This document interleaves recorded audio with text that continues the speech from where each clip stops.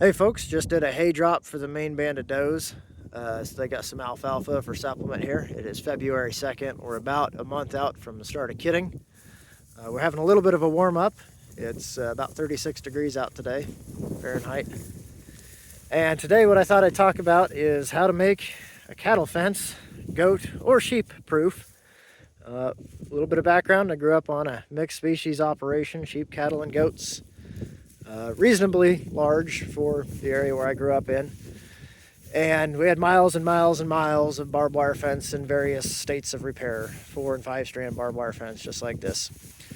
And this is basically useless the barbed wire fence by itself is basically useless for sheep and goats. It might slow them down for a little bit, but they will learn how to get through it very, very quickly.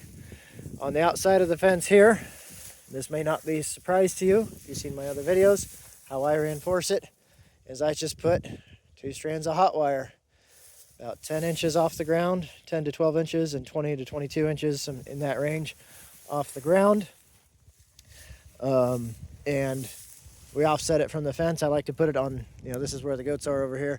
I like to put it on the outside of the fence. Gives me a little bit more pasture, a little bit more that they can reach through and eat, but also, at least as importantly, I would say, is this barbed wire fence. It's got T-posts in it every once in a while, so it's grounded real well. When an adult nanny comes through here and reaches through and maybe doesn't see that fence or isn't taking it seriously for some reason, and she's touched that barbed wire fence and then touched that hot wire fence, she's going to get a real good jolt because she's very, very, very well grounded.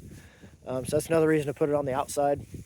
I like to put it a little further off. It's about 18 inches off. Because what will happen is coyotes, deer, whatever, come running through here. They'll catch that wire a little bit and they can wind it up into the barbed wire and ground it out. If you offset it a little bit more, that happens a lot less. This is leased ground, so I'm not wanting to put a lot of money and time and energy into the fencing. So this is kind of the same fence that I've shown in other videos, where it is just 17 gauge smooth wire, 2 strands, round posts with round post insulators. Most of them were bought used. I didn't pay for them new because you can get those used all over the place. Super duper cheap stuff. This fence comes out to, like, if you buy everything new, it comes out to about 10 cents a foot, which is very, very cheap. If I owned this ground and I wanted to reinforce this fence, I would probably do basically the same thing, but with high tensile, and I would probably do fiberglass posts without insulators because they don't need insulators, have the holes drilled in them. Just one less point of failure. When I was growing up, like I said, I grew up on a mixed species operation of sheep, goats, and cattle, and we had miles and miles of 4 and 5 strand barbed wire fence that we had to reinforce for sheep and goats. And we did basically the same thing, except we only did 1 strand, and it was much closer. It'd only be about 8 inches away from the fence here, so significantly closer.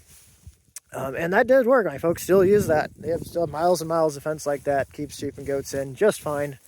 The high tensile is a lot less labor, a lot less maintenance intensive. It just doesn't snap and break and stuff like that. So, if you are looking for a little bit more permanent adaptation for this idea, that'll work pretty good for you. There are obviously other options. You do what makes sense for you. Do what you think is best.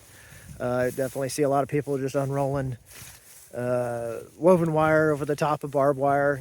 That probably works. There's enough people that do it that it probably works.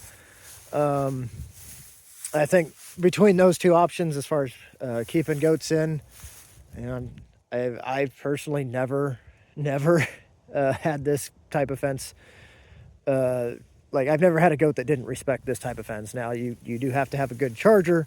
It is a psychological barrier, not a physical barrier. You need to understand the difference there. But it definitely works just fine. As far as keeping predators out, between this or rolling some woven wire over it, I actually think this is probably better. A coyote or something's going to get hit on that every once in a while, and it might at least give them pause before trying to come on in here. Or slow them down a little bit. They yelp and get the dog's attention, and then the dog can run them off, that sort of thing.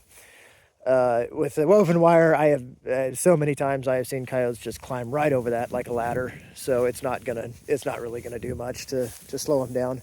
Now you put the two together, and that's probably gonna do even better. But this works just fine for what I'm doing. There's definitely alternatives. Let me know what you're doing down in the comments.